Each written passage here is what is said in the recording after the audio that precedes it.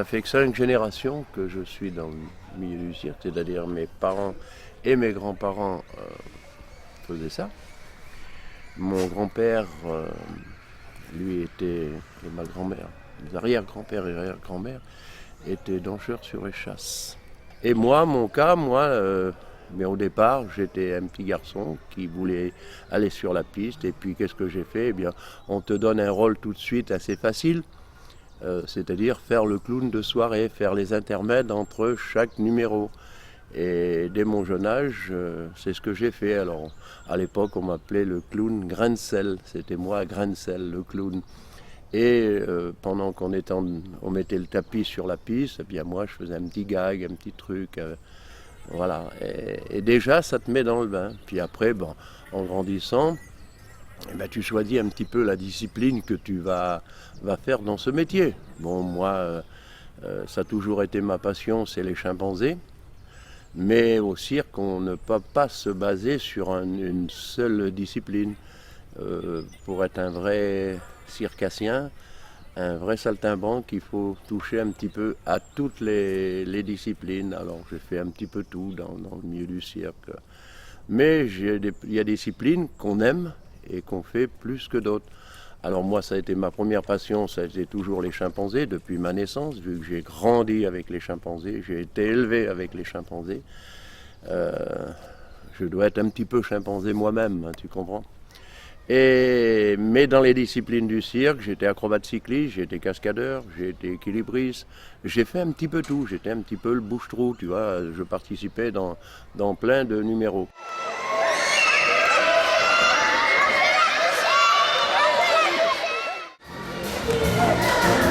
Vous allez voir qu'ici, les enfants mangent comme vous, sans en mettre partout, à la cuillère. À l'époque, les chimpanzés, on pouvait acheter un chimpanzé comme on achète un chaton ou une souris ou un papillon, tu vois. C'était une vente libre. Et puis il y a plein de particuliers croyaient acheter un jouet et puis s'apercevaient au bout de quelque temps que garder un chimpanzé dans un appartement ou dans une maison, eh bien c'est très difficile. Alors, eh bien c'est des gens comme nous, les gens de cirque, qui rachetaient à ces particuliers qui voulaient s'en débarrasser des chimpanzés que nous, on a continué. Et puis moi, j'ai eu une chance inouïe, c'est que mes chimpanzés que j'ai actuellement sont tous nés chez moi. Ils sont nés chez moi et en plus, ils viennent de chimpanzés qui déjà étaient en captivité. Alors, c'est des animaux qui ne pourraient pas vivre à l'extérieur et vivent avec moi. Parce que j'ai eu une chance inouïe d'avoir des naissances. Mais en plus, j'ai eu la malchance qu'aucune des deux mamans qui m'ont fait cette naissance ont pu élever leurs petits. Pourquoi? Parce que déjà, les mamans étaient nées en captivité et ne savaient pas comment on élève un petit. Alors, c'est comme la maman, quand une maman a sa fille qui attend un bébé, eh bien, elle lui donne tous les conseils possibles pour l'aider à élever ce futur bébé. Eh bien, les chimpanzés en captivité ne connaissaient pas ça. C'est nous qu'on les a élevés.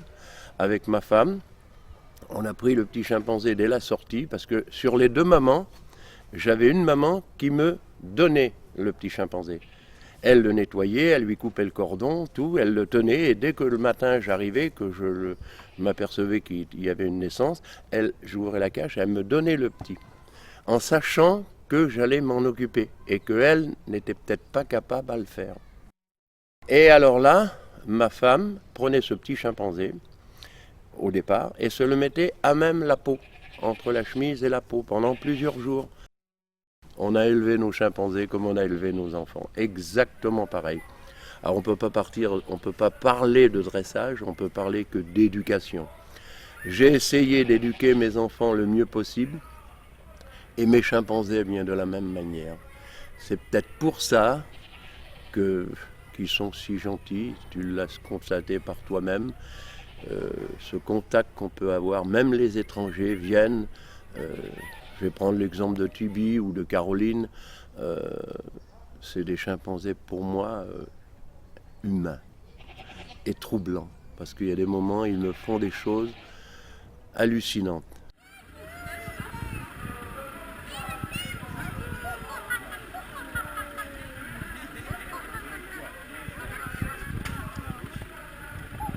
La préparation du repas d'un chimpanzé, moi j'aime bien que ça soit propre, D'abord, je n'achète pas tu l'as pu le constater par toi-même, toute la nourriture que je donne à mes animaux, c'est de la nourriture propre.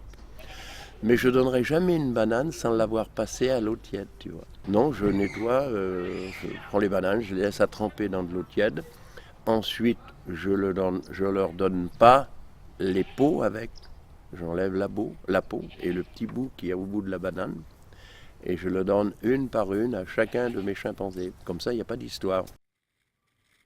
J'aime bien me trouver avec eux parce que, tu sais, dans les chimpanzés, quand tu les nourris, ils sont comme nous les humains et ils ont des choses qu'ils aiment mieux que d'autres. Alors, je vais revenir sur Tibi. Tibi, c'est la reine de la tomate. Elle adore les tomates. Elle adore les poireaux. Elle adore les poivrons.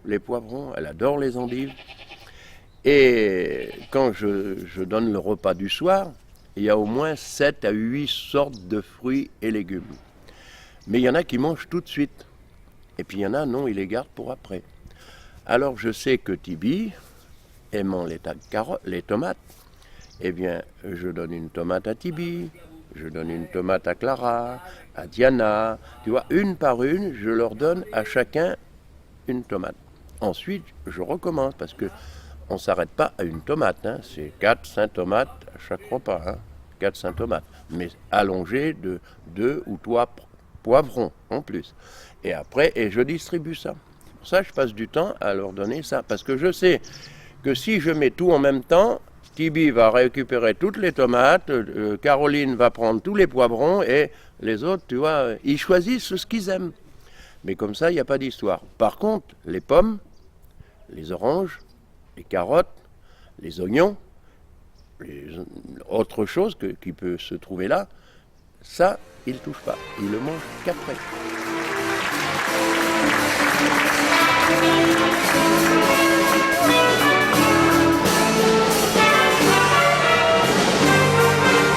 Alors Tibi, ce n'est pas un animal, c'est un personnage. Elle adore les applaudissements, mais je compte sur vous. Elle comprend tout ce que vous dites et tout ce que vous faites. Karl, on a fait connaissance il y a très peu de temps, mais j'ai connu son papa. Son papa, on peut dire, qui ne vient pas de la branche du milieu du cirque, mais à part entière, c'était un vrai circassien. Parce qu'il avait l'amour de ce métier. Je puis vous dire que quand on fait la parade dans les rues du Twitter, c'était quelque chose pour les passants de voir un beau nouveau sur une trottinette.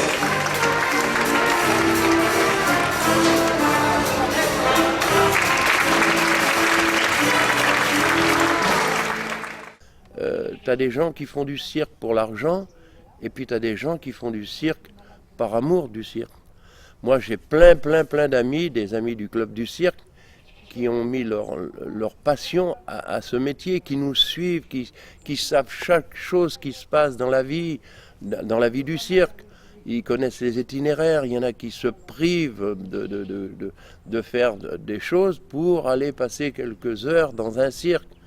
Et pour nous, on est soutenus par ces gens-là qui partagent la même passion.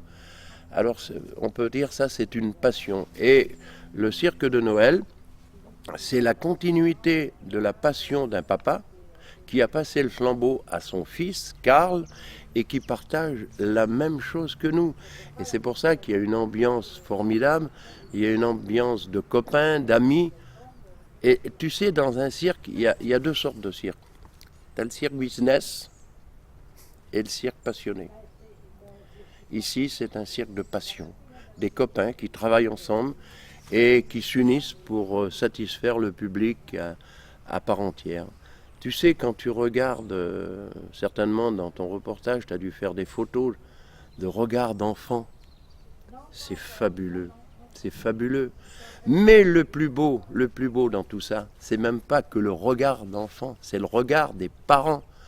Un papa qui emmène son enfant au cirque, Il a déjà des souvenirs de son enfance quand son père ou sa mère l'amenait au cirque. Tu vois, on fait marche arrière en regardant les yeux de son enfant. On fait marche arrière. Mais, autre chose, le plaisir du papa, c'est de regarder son enfant rire, les yeux, les images sont fantastiques. Alors c'est ça la passion du cirque.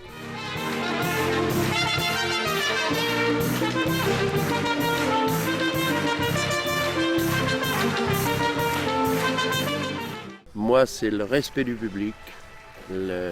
Tu sais, la nourriture d'un artiste, c'est les bravos. Hein. Mais quand tu vois la fin du spectacle et que les gens tournent autour du cirque après le spectacle et viennent dire « Oh, on a passé un moment formidable, merci, merci, merci ». C'est du bonheur pour nous. Parce qu'au moins, pendant ces 2h30 de spectacle, on a fait oublier à tous les gens leurs soucis de la vie. Et la vie actuellement, elle est très difficile.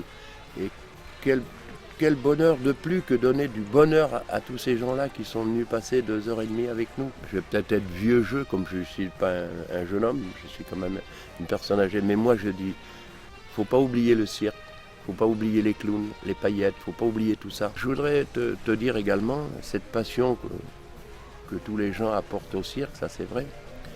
Mais ce monsieur qui s'appelle Karl Lassus et sa partenaire, qui travaille avec lui, mérite maintenant à part entière de faire partie de notre famille du cirque.